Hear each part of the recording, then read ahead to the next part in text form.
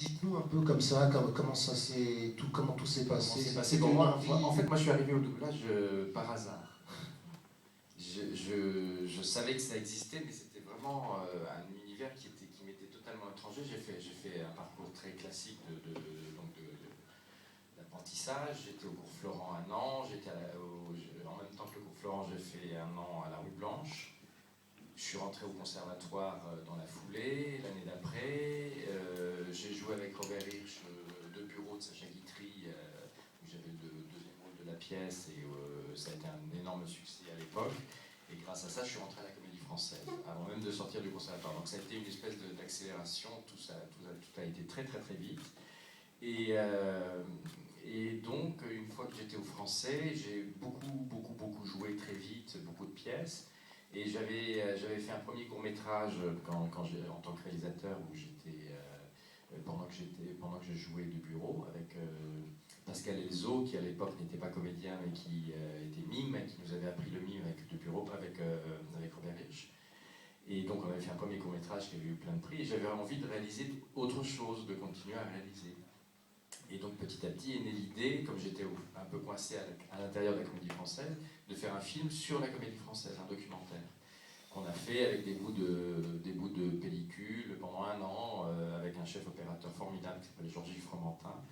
Et pendant un an, il faisait beaucoup de pubs à l'époque, donc il ramenait ses bouts de pellicule, et puis dès qu'on avait 300 mètres ou 100 mètres ou 50 mètres de pellicule, on tournait la séquence qu'on avait tournée. Ça a duré un an, et le film a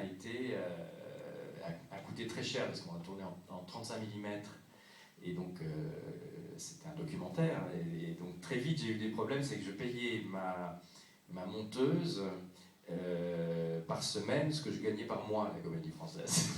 Donc très vite j'ai eu des problèmes. Donc je me suis dit, il faut que je trouve quelque chose. Et j'ai eu la chance à ce moment-là, je me suis dit, mais je vais essayer de faire du doublage, je vais essayer de... Voilà. Et bon, j'ai eu beaucoup de chance. C'est une technique qui m'a tout de suite intéressé, je me suis plongé dedans très vite, et ça, voilà, j'ai eu la chance de faire des rencontres de directeurs artistiques qui m'ont fait confiance tout de suite, et de tomber sur Tom Hanks au bout de quelques mois en fait. Donc j'ai fait un essai sur un film qui s'appelait Punchline à l'époque, qui n'a pas été un gros succès en France, parce que c'était vraiment l'histoire de stand-up comedian. On n'a plus, enfin maintenant on a l'habitude de ça, mais à l'époque pas du tout. C'était en 86, je crois, ou 87, 88, juste avant ces années-là. Et c'était un film où il y avait, Tom Hanks avait avoir 800 lignes, comme c'était un type, il n'arrêtait pas de raconter des histoires pendant tout le film. C'était un énorme truc. Et j'ai remporté le morceau, et puis voilà, et ça voilà, tout s'est enchaîné très vite. Et quoi vous raconter après. Et donc à ces débuts-là, est-ce que vous avez eu qui avez-vous rencontré comme directeur artistique Alors ce film-là, j'avais fait avec Gérard Cohen. Et c'était... comment s'appelle ce... Ah, flûte. la Superviseur. société. Non, la société, c'est... Record Film. Oui, c'est Record. Non, c'était pas... Oui. Mais je cherchais le nom du superviseur aussi. Hein? L'américain? Oui, Jeff Davidson. Voilà. Et donc voilà, ça a été mes premiers trucs. Puis, comme je continue à jouer beaucoup au français, donc j'ai eu d'abord, voilà, on faisait venir sur les Tom Hanks qui venaient, et puis je faisais de nouveau je crois que sur Tom Hanks, j'ai dû faire 3 auditions. Chaque fois, on me disait, oui, mais il a grossi, oui, mais il a vieilli. Oui. Je dis, oui, moi aussi, alors je sais pas. Et voilà, et donc j'ai repassé à chaque fois les auditions, et puis... Vous avez eu des parrains à la synchro au départ, des comédiens plus âgés qui vous ont pris sous leur aile, si je puis dire? J'ai pas ressenti ça de cette façon-là, mais il y a eu beaucoup de gens qui ont été très, très bienveillants. Voilà, et on ressent aussi, quand on commence au tout début, il y a aussi... on croise les gens qui sont à côté de vous à la barre, qui font, dès que vous avez une petite erreur ou une hésitation... Bon, des choses qui vous font pas forcément plaisir, mais non, j'ai eu quand même beaucoup de chance, puis ça a été vite, et puis j'ai une rencontre aussi formidable c'est vrai que ce film-là, on en reparlera tout à l'heure, mais c'était une belle rencontre avec Claudio. C'est le premier film que vous faisiez avec Claudio? Non, c'est pas le premier. Non, c'est pas le Non, non. Mais je me demande si c'est pas le dernier.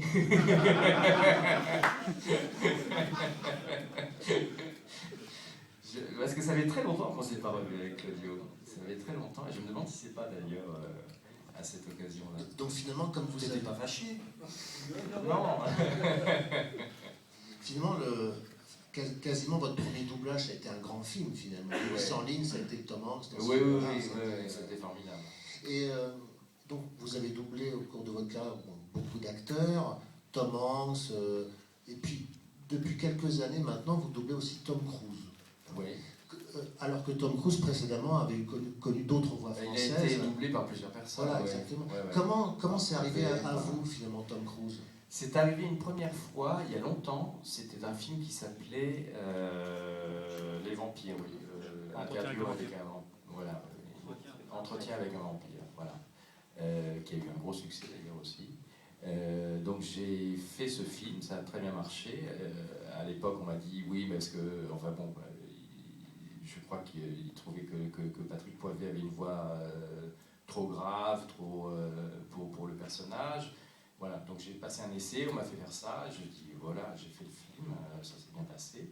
Et après, il y a eu le film de Kubrick, Eyes Wide Shut. Oui. Voilà. Et à ce moment-là, il y a de nouveau eu une audition. C'était Pascal Ferrand qui avait été choisie comme directrice artistique, qui voulait absolument avoir des noms. Et voilà, donc elle a fait venir Yvan Attal, qui l'a fait 5 fois, je crois. Oui, je crois qu'il a doublé 5 fois. Il l'a fait dans Mission Impossible. Impossible 2, dans le 2. Dans le 1, c'est Poivet. Le 1, c'est Poivet. Le 2, c'est Attal. Attal a dû le faire dans le Minority Report, je crois. Oui, je crois qu'il en a fait 5 en fait. Vanilla Sky aussi, voilà. Il l'a fait 5 fois. Vous le connaissez ça mieux que moi. Et donc elle voulait des noms un peu connus à l'écran. Oui, elle voulait des stars. Elle voulait des stars. Comme c'était elle aussi, elle n'était pas directrice artistique. Je pense que c'est la société de distribution qui a voulu avoir une réalisatrice connue. Enfin voilà. Donc ça s'est fait un peu comme ça. Et donc il a conservé pendant 5 fois. Et puis moi, je l'ai repris derrière. Donc vous l'avez repris, je crois, dans le Dernier Samouraï. Dans le Dernier Samouraï. Vous avez commencé à doubler dans le Dernier Samouraï. Et vous avez passé des essais? Comment ça s'est passé? Oui, j'ai passé des essais. Avec plusieurs comédiens? Avec plusieurs comédiens. Et c'est donc je sais pas combien. J'étais pas aux commandes. Mais le critère de choix, on vous a pris, bon, déjà parce que vous êtes un bon comédien, c'est sûr, mais par rapport à la ressemblance de voix, enfin, quel a été le critère? Vous savez pas trop? Je sais pas. Ouais.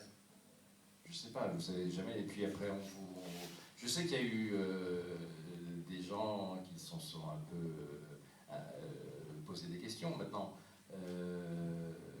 voilà, Moi, une fois, il y avait une directrice de technique de compagnie américaine qui me disait que elle, ça la dérangeait quand un acteur français doublait plusieurs stars. Parce que pour elle, un acteur français devait être égal à une star. Bon, ça c'est un point de vue qui se défend, mais sauf que bon, en France, je pense par rapport à l'économie des comédiens, si un comédien ne suit qu'une vedette, bon, je pense que c'est pas forcément très évident, enfin en tout cas... Connerie. Connerie. Je me suis disputé plusieurs fois. Alors j'ai dit, bon, alors le comédien il meurt dans tel film, pourquoi on peut le reprendre, vous le reprenez dans tel autre? Pourquoi nous on peut pas prendre celui qui est doublé, on ne peut pas le reprendre pour un autre film? Je veux dire, mais alors ils ne gagnent pas leur vie. Hein, si l'acteur qu'on fait... Non, puis en plus les caractères sont différents. Tom Hanks, c'est le père de famille, c'est quelqu'un de mature, voilà, il a une voix grave, il a une voix... Tom Cruise, c'est le contraire de ça, c'est le jeune homme éternel, c'est une espèce de petit loupard. Voilà, donc vous travaillez différemment, on ne vous reconnaît pas forcément sur les deux personnages, moi j'ai pas l'impression. Donc c'est ça qui est intéressant pour un comédien, c'est d'avoir des rôles différents. Je veux dire, tout notre métier est là. Tout notre métier, c'est d'essayer de coller à quelque chose de différent, d'être transparent à autre chose. C'est pour ça que moi j'adore ce métier.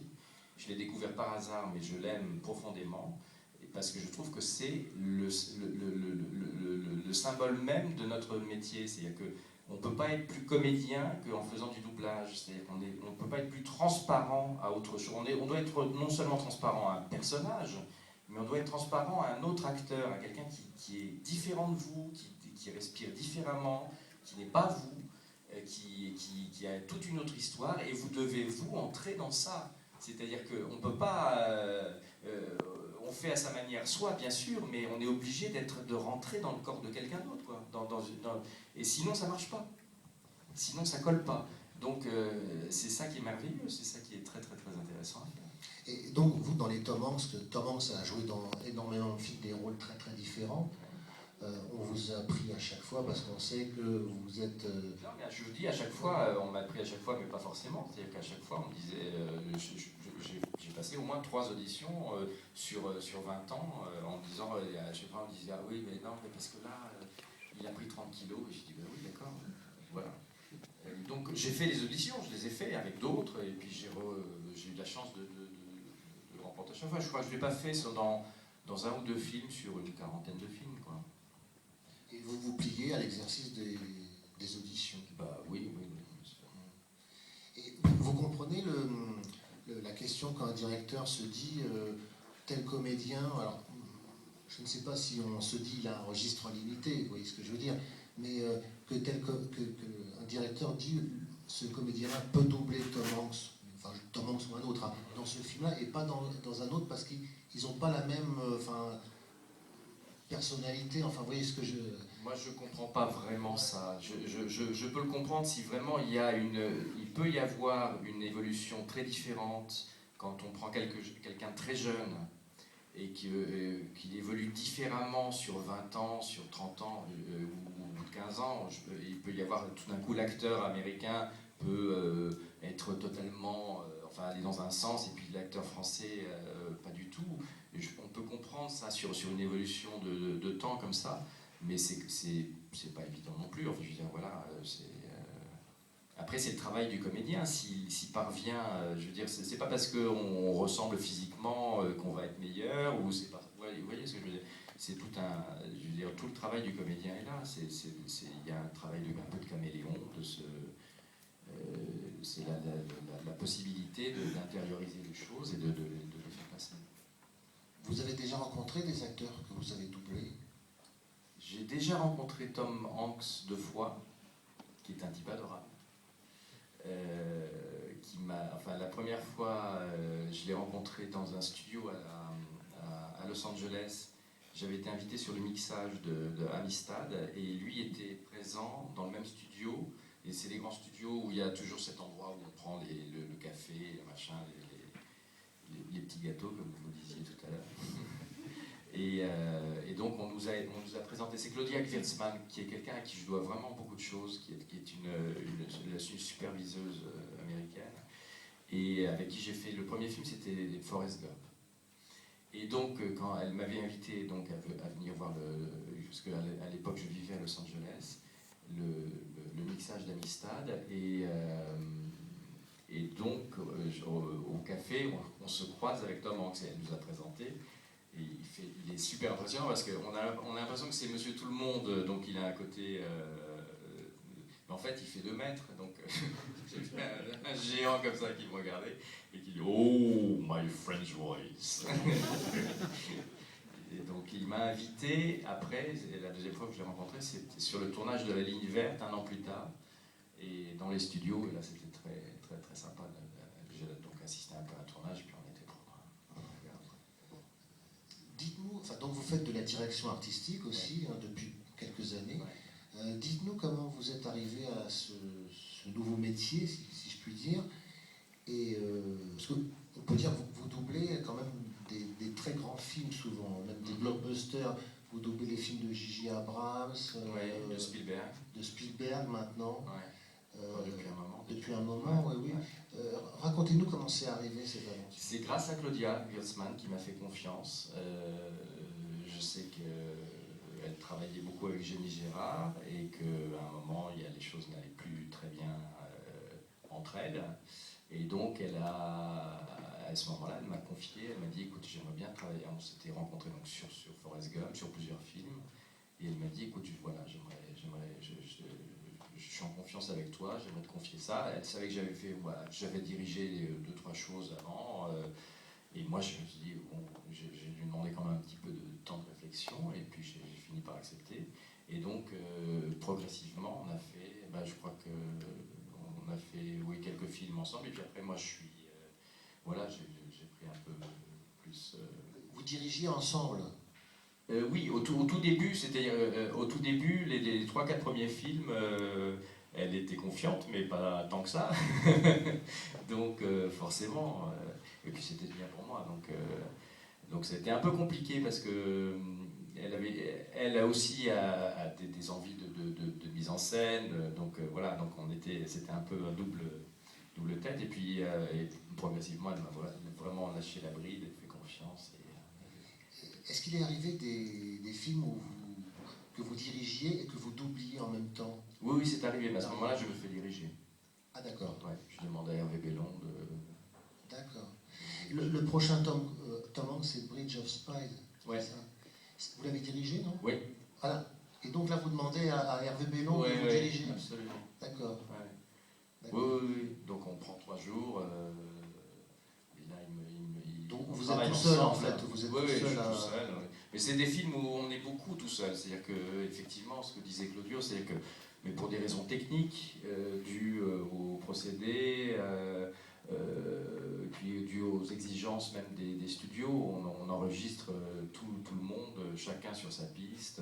Alors ce que j'essaie toujours de faire moi dans ces cas-là, c'est quand il y a vraiment des scènes qui se jouent ensemble, c'est d'avoir les comédiens ensemble quand même, et puis chacun enregistre, chacun son tour, mais au moins on le fait ensemble comme ça.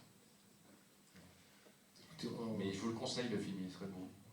Il sort bientôt? Il sort là tout début décembre, je crois, le 3 décembre. Merci. Alors on va essayer maintenant de parler un peu d'Apollo 13, parce que